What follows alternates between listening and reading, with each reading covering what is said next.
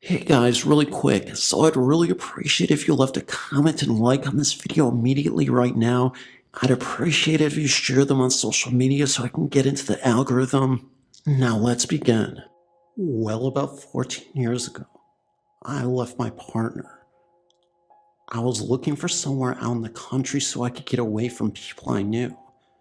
So, I rented an old converted Methodist chapel. No one had lived in it before, and it was set in some lovely countryside, surrounded by hills, about 24 miles away from where I live now. It took me a day to clean the place, as it had not long been converted into a living space, and there was lots of plaster dust and wood shavings everywhere. It was all open plan with the chapel windows at one side, converted into arches, leading to a wonderful new conservatory, which was the length of the chapel. I fell in love with it, as did everyone the first time they had visited. It also has a built-on back, which was the toilet, bath, and shower room. My bedroom was the gallery, and a new gallery had been put on the side, which became my daughter's bedroom, and the vestry type of room by the door became my son's bedroom. The landlord had left the pulpit in, and had used the benches and pews as sort of shelf seats around the walls. Everyone who visited me thought I had won the polls. It was before the lottery. I loved it. The front door was oak, and the original door of the chapel, the back door, was by the bathroom and was an addition to the property. I did not believe in all that rubbish about ghosts and things. Well, to begin with, when things started happening, I thought maybe I was hearing things, as I was very depressed. Within a month, I thought I was having some sort of crazy breakdown, but I didn't understand why I was okay at work. I just heard things, strange noises, in the chapel, like men mumbling, and footsteps like a small child. I'm worried about going on, as people will think I'm crazy. Well, as I said, I kept hearing things, and then things like the cooker clock kept pinging at strange hours. Then I would go to bed and hear a child running down in the living area. These were regular occurrences. I was on call some evenings and some days. I worked for a helpline, and we took the calls in our homes, sometimes redirected from the office, and I begun to realize that these noises were happening mostly at either 3 a.m.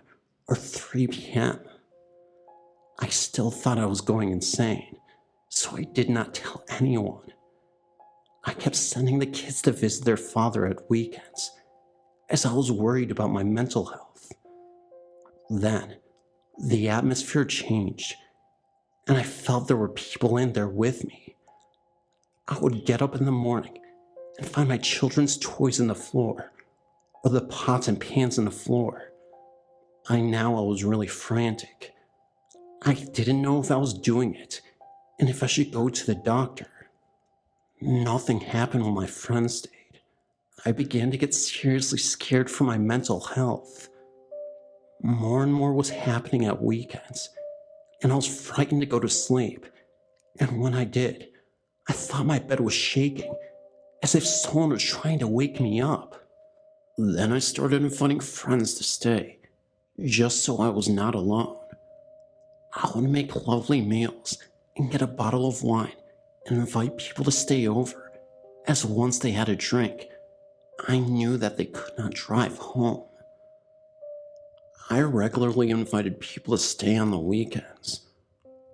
One weekend, while we were all sitting down to eat at 3 p.m., there were the four of us. We heard what sounded like a child running up the stairs. My friend David jumped up and said, "Someone is in here." I was that used to hearing the noises, and I was strangely embarrassed. You would think I would be glad someone else could hear it. I made a feeble excuse, but he went on to search the home. After we had drunk a couple of bottles of wine, I began to tell him about the noises. I did not tell him about the toys and stuff, and they all made fun of me, and we all decided it was silly, and we carried on having a drink. One of the other guys then began being silly in the pulpit and calling on imaginary ghosts. Everyone was laughing, including me, as by now, they had me believing loneliness had led me to imagine all sorts. Then, after lots of laughing, we all decided to settle down for the night, as the chapel was open plan. Nobody really got undressed, and we had a lot to drink. We were all laughing from the beds, and we ended up saying goodnight to each other, shouting things like "Goodnight, John Boy," "Goodnight, Mary Ellen," and giggling and saying it all over again. When the front door opened, it was made of oak and over 100 years old and was extremely heavy. Even the wind couldn't have blown it open. Lee got up and closed it, and we all began laughing again. After the initial fright, we started the "good night, sleep tight, John Boy" thing again, and the back door opened. Well, this was a new door which was always stiff to open and close, and the smell of strawberries was incredibly strong. I had smelled this many times before in the chapel. I thought it was bubble bath or something my daughter was using. Lee got up again and asked if someone was playing tricks on us. We were out in the country, and the nearest neighbor was 10 minutes walking away. My landlord. I said it probably was. So we all got up to have a cup of coffee. It was just past 3 in the morning when the back door and front door started banging open and closed over and over again. It felt like forever, but it was probably only about 6 times. No one moved. No one spoke. When it stopped, no one mentioned it. David just went out. We found out later he went out to see if anyone was in the lane. We did not even question where he had gone, and I had just made more coffee for everyone. We all sat there when David returned. We began to talk about how late it was, as if nothing had happened. I cannot explain how surreal it was, and then the lights began to flicker. I started mumbling about earth tremors, as if we got lots of them in Wales. All my friends were from the Midlands, and power cuts when the car started up outside. I'm really not joking here. My friends all ran out, and all the windows were open on the car, and it was ticking over, with no key in the ignition. They were all convinced someone was playing silly tricks on us, and David and Lee sat in the car until dawn to try and catch anyone that might be out there. Nothing else happened, so at breakfast, we all laughed about how some country person had decided to give us a fright. The lads never visited me again, and everyone went home much earlier than they had planned.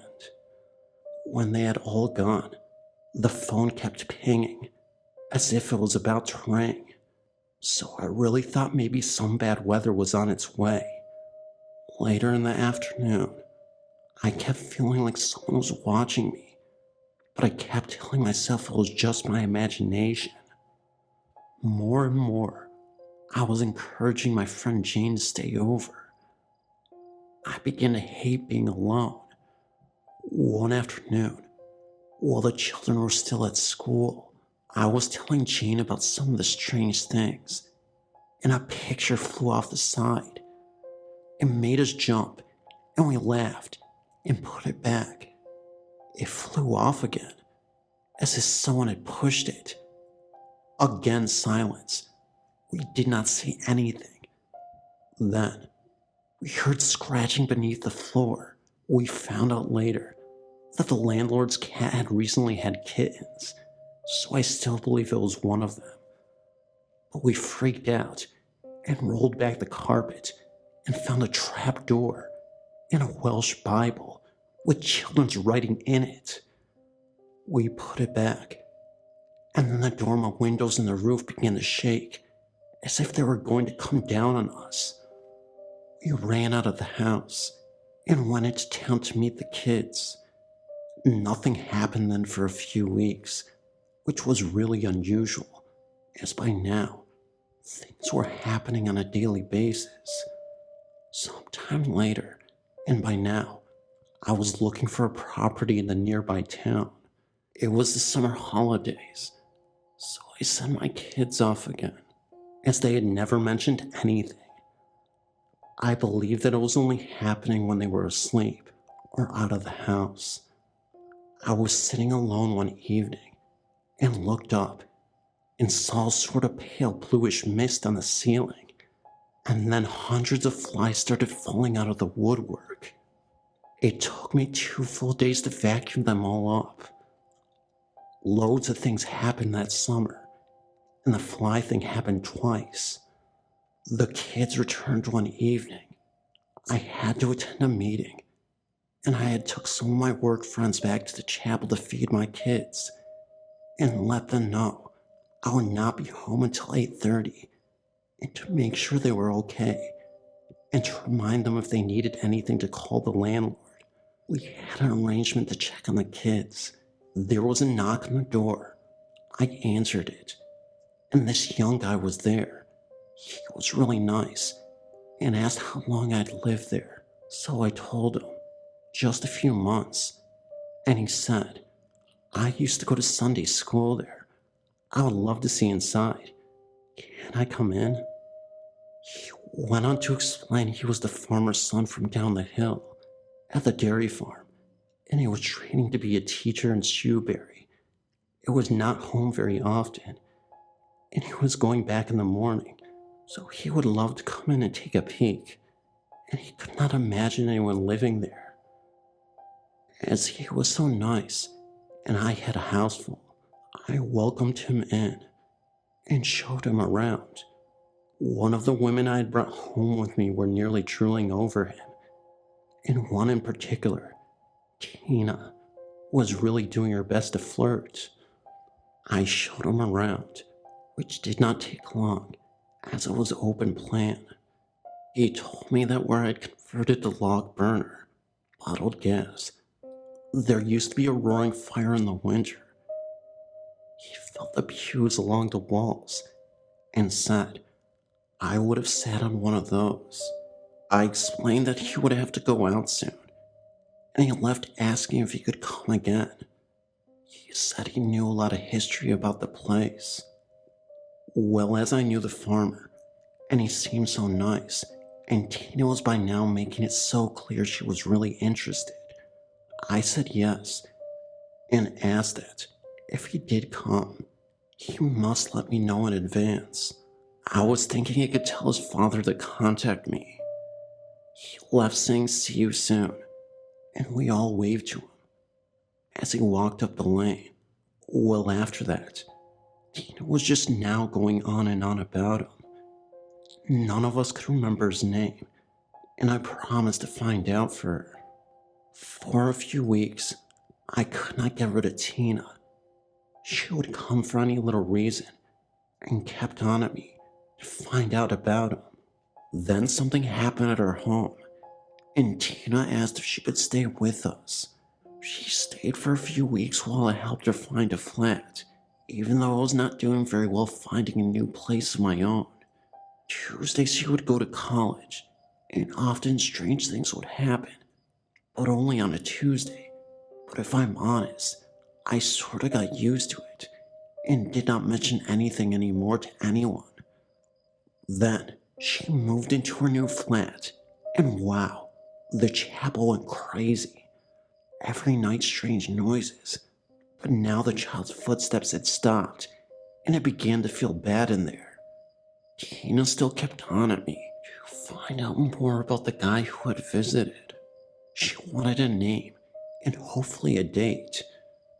So one day I saw the farmer on his quad bike, and I waved him down. He was a real nice guy, and had taken my children lambing earlier in the spring.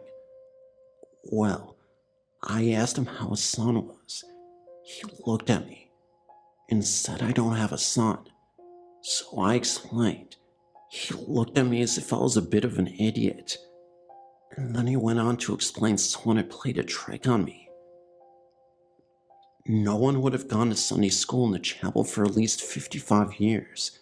So if the guy had been to Sunday school there, he would have to be, at the very least, 60. And as far as he knew, there was no teacher training college in Shrewsbury. I was so embarrassed, and as I walked home, I got angry. Maybe it was the same guy who was playing tricks on me, making noises. Maybe he was even coming into the house while we were asleep. I walked into the home in a right temper, and I swear I heard a man laugh. My children suddenly got really cheeky and naughty, very different to how they were before. My daughter would not speak to me at all for 4 weeks. My son was angry all the time. I sent them away more and more at weekends. A small fire started one night by my bed. It went out. I started believing I was going mad again. I could hear men's voices mumbling. There was really an oppressive feeling in the home. Even a friend Steve said he felt uncomfortable in there and had loved visiting before. Jane stayed over more and more often, and now she was hearing things too. Now I knew it wasn't me. I'm not sure if I'm telling all of this in the correct order, but lots of things happened, but it felt bad. Not like the more innocent things previously, like pots and pans being moved and paying clocks. Things would be moved all the time. The smell of strawberries would float past you just before the door would fly open. My car started up on its own, outside on a few occasions. I took it to the garage. The mechanic thought I was nuts. I made him check the ignition. It got worse and worse. I was desperately trying to find a 3-bed house to rent in the town. Well, things kept going from bad to worse. My life was a mess. I was not getting proper sleep. My children had turned into horrible monsters, and things kept happening. I will not repeat it at all, because I would be here forever. But it ended one night, when I was sitting alone. I got a fear I still cannot explain, and I could not move from the chair. I knew I was heading for hysteria, so I phoned my friend Steve, who lived in the town. "Steve, I'm so scared. Will you come over?" The phone went dead. I sat there for about 15 minutes, the fear rising, and the air was freezing, and there was the blue mist on the ceiling again. Anyway, Steve walked in and started screaming and lifted me up, threw me in his car, and drove back into the town. When we got back to his house, I asked him why he screamed. We did not speak in the car. He told me he did not really know why, but he said when he walked in, he had a feeling that we would both die if we stayed in there. I slept in his room. I was too scared to be alone, and I think he was too. But I still have to laugh. Steve is 20-odd years younger than me. And the following morning, his parents looked like they were going to have a heart attack when they seen us both come down the stairs. We did explain. Well, sort of. It's hard to explain that sort of thing. I found a new home not long after. But that was not the end. The day I was leaving, a really old woman, she had to be around 80-ish, knocked on the window. I went out to see where she had come from. She had walked from the top of the hill way beyond the landlord's house and said, "I always meant to come down and meet you, so when I heard you were leaving, I thought I would come by and say goodbye." I thanked her, and apologized that I could not even offer her a cup of tea, as all my things were packed. She smiled and said, "Don't worry." And as she was walking away, she looked back at me and said in a really spooky horror film type of way, "You were never lonely here, were you? They will miss you." A few weeks later, I was with lots of friends and their children, and Jane was there and was asking how I like my new home. And we were chatting away, and she said, "Bet you're glad to get away from those ghosts." And my daughter, who I thought was playing, but was actually behind me, piped up, "Did you see them too?" It turned out they had seen a young girl often in the mirror who smelled the strawberries, and that she was trying to warn them about a bad man who still lived there, who made all noises and banged the doors. They thought they were protecting me by not telling me this. Whether you believe me or not is up to you, and I'm wondering if I should even put it down in writing in case someone who knows me reads it. But my kids were back to normal, nice people, as soon as we moved into town, and they have since told me of all the things they heard. But they have seen stuff too that I never did. They thought it only happened when I was not in or asleep. Hey Phantom, so as I said, if you could please leave a like, leave a comment, leave a share if you liked the video, and share it across all social media. It really helps a small channel like mine get out there to the masses, and you guys will help me out because the algorithm has never really liked me the past, I don't know, my entire duration on YouTube. So anyway guys, if you could please share, like, and subscribe. Also, because it helps me to wipe my butt, it would be good because I need toilet paper to wipe my butt, and if I get some ad revenue from this video, I can actually wipe. Okay, I'll leave, guys.